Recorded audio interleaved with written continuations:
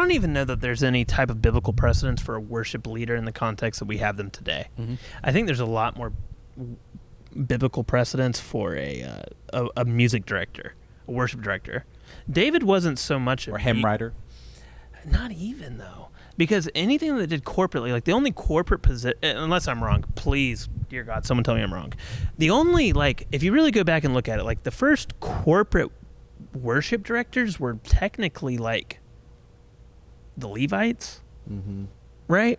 Yeah, and there's that moment where Moses writes a hymn, says to right, but even then, that wasn't like creating a position of corporate worship. Where like the Levites, like that was their job, was to like prepare the temple, facilitate worship, and then it really doesn't pick back up, as far as I know. And again, I might be wrong. It doesn't pick back up until Hillsong First Samuel, Second Samuel, First Corinthians, not Corinthians, Second First until Chronicles, Only King Forever. Until Only King Forever. First Chronicles, Second Chronicles, and that's like where David appoints the music directors, Asaph, the whole thing, and they're creating instruments and but if doing you think all about sorts of weird Psalms, stuff. the Psalms is a collection of people other than David too. So I mean, it's just a collection of like right, but they weren't corporate positions. Sure, there's a collection of reflections. musician. Yeah. It's a way we're basically trying to emulate what Lucifer was able to do.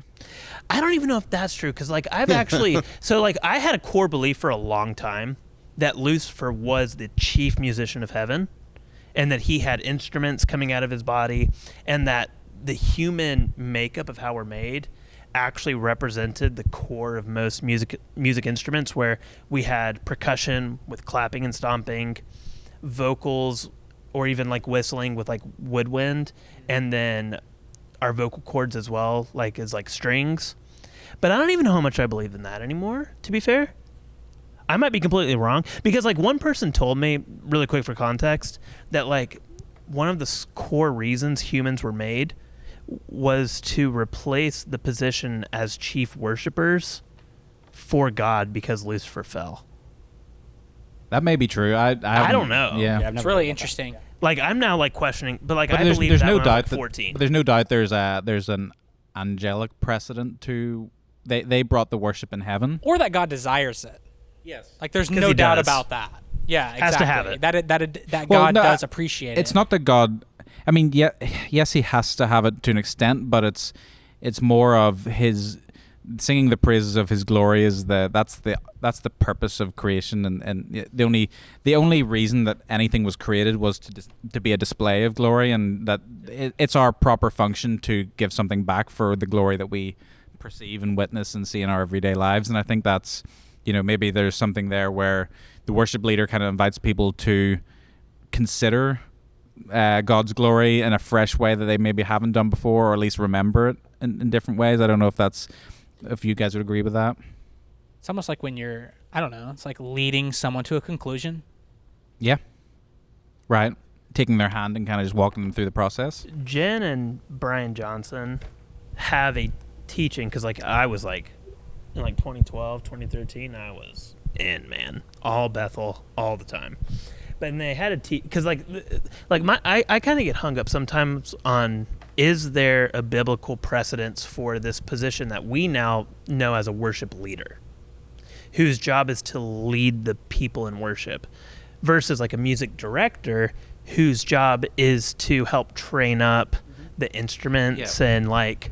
But so have we messed that up? Have we messed up? I don't know that, and that's what that's what I was trying to say. Is that like Brian and Jen create a cause for the worship leader to say that they're like a point dog when you're hunting, whereas like if you're looking for a deer and you're dog hunting, you have a dog who can sniff something out and then go and get the deer, right?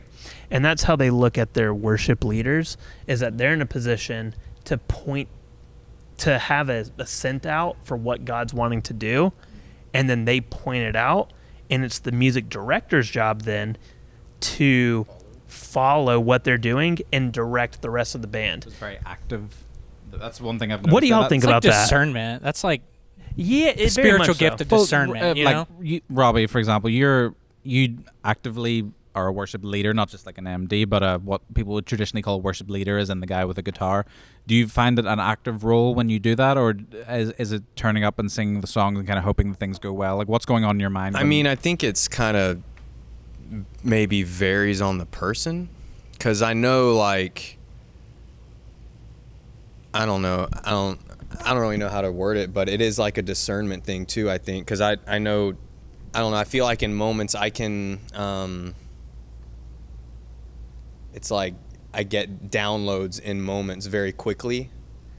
And there's been so many times where, and we have good enough chemistry to where there's been countless times where it's like something's happening and it's just like, I just feel God in that moment saying something to me for people.